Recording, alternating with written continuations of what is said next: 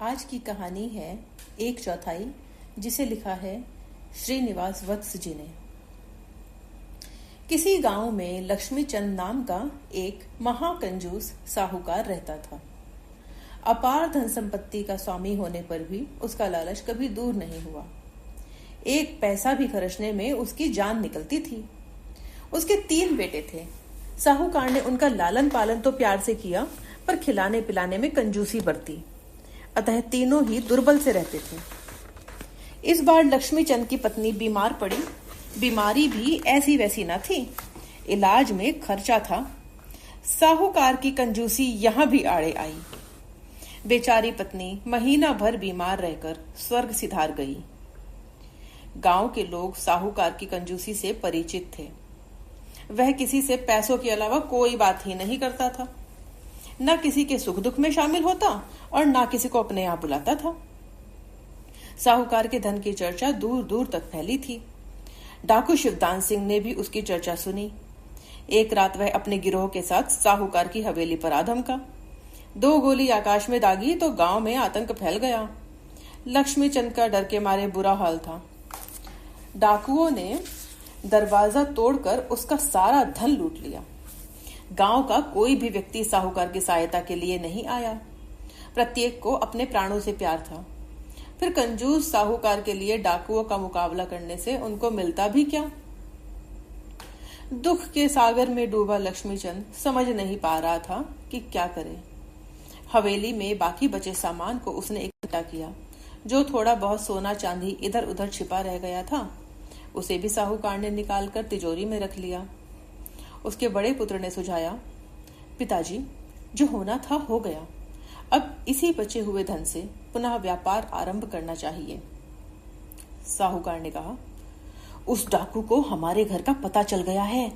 मैं व्यापार कर दोबारा धन इकट्ठा करूंगा तो वह उसे भी लूट ले जाएगा। हमें कोई ऐसा उपाय करना चाहिए जिससे वह हमें लूट ना सके। साहूकार कई दिन सोचता रहा, पर कोई उपाय उसकी समझ में न आया। एक दिन पड़ोसी गांव का एक सेठ उसके घर आया। सेठ अपनी पुत्री का विवाह साहूकार के बड़े लड़के से करना चाहता था। साहूकार ने सेठ को आप बीती सुनाई। सेठ को साहूकार का धन लूटने का दुख हुआ। उसने भी साहूकार को पुनः व्यापार करके हानि की भरपाई करने को कहा।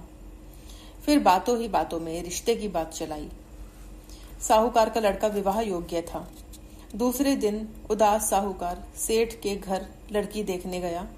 सेठ की लड़की श्वेता बहू बनकर साहूकार के घर आई। वह अपने ससुर को सदा ही उदास दिखा करती थी। एक दिन उसने उदासी का कारण पूछा तो साहूकार बोला, बेटी, मेरे पास अपार धन था जिसे डाकू लूट ले गए। लड़के कहते हैं कि जो धन बचा है उससे पुनः व्यापार करूं, किंतु मैं डरता हूं कहीं इसे भी डाकू ना लूट ले जाएं। यह सोचता हूं तो उदास हो जाता हूं। श्वेता कुछ सोचती हुई बोली, अपने पिता के घर में मैंने जो देखा है उसके आधार पर यहाँ के लिए भी मेरे पास एक योजना है। उस पर आपका 1/4 धन खर्च होगा। फिर डाकू यहाँ नहीं आएंगे। आ भी गए तो कुछ ले जा नहीं पाएंगे। साहूकार प्रसन्नता से उछल पड़ा। उसने शर्त मान ली। 1/4 भाग श्वेता को देकर बाकी बचे हुए धन से पुनः व्यापार आरंभ किया। कुछ ही दिनों में साहूकार का व्यापार फिर चल पड़ा। हर माह का हिसाब लगाकर साहूकार 1/4 धन श्वेता को दे देता और कहता, तुम्हें अपना वचन याद तो है ना? उत्तर में श्वेता मुस्कुरा भर देती। होते होते श्वेता के पास काफी धन जमा हो गया। एक दिन साहूकार को बिना बताए उसने सारे गांव वालों को चौपाल पर इकट्ठा किया। उसने कहा, मैं गांव की भलाई के लिए कुछ धन खर्च करना चाहती हूँ। गांव वालों ने सुना तो चकित रह गए। कंजूस साहूकार की बहू गांव की भलाई के लिए धन खर्च कर रही है। लेकिन बात सच थी। श्वेता ने गांव की गलियां पक्की करवा दी, 5-6 हैंडपंप लगवा दिए, 2 अखाड़े बनवा दिए। अखाड़ों में गांव के युवक व्यायाम करने आने लगे। उनके लिए पौष्टिक भोजन का भी प्रबंध करा दिया। बच्चों के लिए श्वेता ने विद्यालय खुलवा दिया। वह गांव के गरीब किसानों की भी सहायता करने लगी ताकि वे पैदावार बढ़ा सकें। कुछ ही दिनों में गांव की काया पलट हो गई। चारों ओर सुख संपन्नता बढ़ने लगी। श्वेता का नाम सारे गांव में आदर के साथ लिया जाने लगा। एक दिन श्वेता ने गांव के लोगों को फिर इकट्ठा किया। उन्हें समझाया, यदि तुम चाहते हो कि हम सबकी खुशहाली बने रहे तो गांव की ओर आंख उठाने वाले डाकुओं का सामना करना होगा। गांव के हष्ट-पुष्ट युवक एक साथ बोले, हम उन्हें कच्चा चबा जाएंगे। श्वेता मुस्कुराते हुए बोली, जो भी धन अब तक मैंने गांव की भलाई में खर्च किया है वह मेरे ससुर की संपत्ति है और अब तक की आय का 1/4 भाग है। यदि डाकू उनकी संपत्ति लूटते हैं तो यह समझो कि वे तुम्हारा भाग भी लूट रहे हैं। यदि हम सब मिलकर उनका सामना करें तो उनमें इतना साहस नहीं है कि वे हमारा एक दिन का भी ले जा सकें। गांव वाले एक साथ चिल्ला उठे, हम अभी जंगल में जाकर उन डाकुओं को मार डालते हैं। श्वेता बोली, ऐसे नहीं, उनके पास हथियार हैं। हमें उनके हथियारों का मुकाबला करने के लिए अपने हथियार भी तो तैयार करने होंगे। कुछ दिन में पूरे गांव के लोग लाठी बल्लम चलाना सीख गए। एक रात शिवदान सिंह ने गांव में साहूकार को फिर लूटने की योजना बनाई। रात में वह अपने गिरोह के साथ गांव में घुसा। साहूकार की हवेली के पास आकर उसने आकाश में गोली दागी।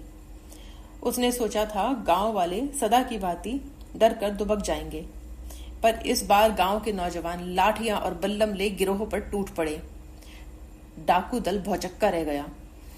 उसे तो इस बात की सपने में भी आशा न थी। इससे पहले कि डाकू स्थिति को समझकर गोलियां चलाते, गांव वालों ने गिरोह पर लाठियां बरसानी आरंभ कर दी। कई डाकू मारे गए। शिवदान सिंह की दोनाली बंदूक लाठी के वार से नीचे गिर पड़ी। वह भागना चाहता था, पर गांव के पहलवानों ने उसे पकड़कर रस्सियों से बांध दिया। वे उसे घसीटते हुए साहूकार के पास ले गए। साहूकार हैरान था। वह श्वेता की ओर देखने लगा। श्वेता ने कहा, पिताजी, वास्तविक धन तो यही भाईचारा है जिसे कोई डाकू नहीं लूट सकता। इसी के बल पर डाकू हार गए। शिवदान सिंह प्राणों की भीख मांगने लगा। श्वेता को दया आ गई। उसने शिवदान सिंह को उसी गांव में बसा लिया और अब वह भी दूसरे ग्रामीणों की भांति परिश्रम करके अपना पेट भरने लगा।